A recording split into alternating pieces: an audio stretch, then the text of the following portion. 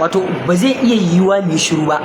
mu zuba wannan wawa dan tasha dan kahuti wannan yaro da ya mawakin nan wannan mai waƙoƙin siyasa wannan jakin yaron wawa dan daba jaki dabba ba ƙauye jahili da kiki sai kun yi hakuri da kalamai na ku ji kamar tashanci to su wa'annan yan tashar in ba da tashanci ake mayar musu da martani ba dama kansu ya ɗauka saboda kan jakuna ne kai ne wato da akan kuɗi da su iya yin komai fa a rayuwarsu fa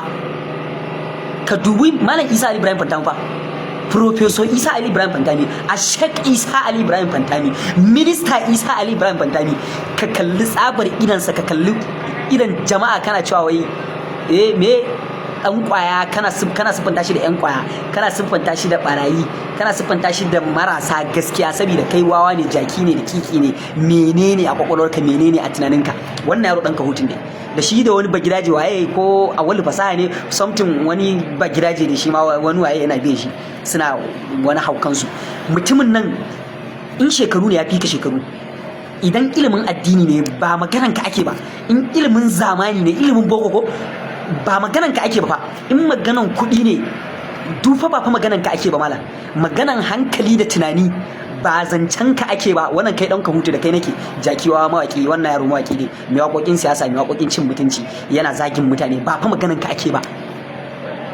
me ne wadda kai kusa da Isa Ali Ibrahim Fantami na alkai menene shi me kai wa addini me kai wa kasar ka je ka bincika me Isa Ali Ibrahim Fantami wa addini me ne wa kasarsa kai me kai wannan yaro dan rara dan ka hutu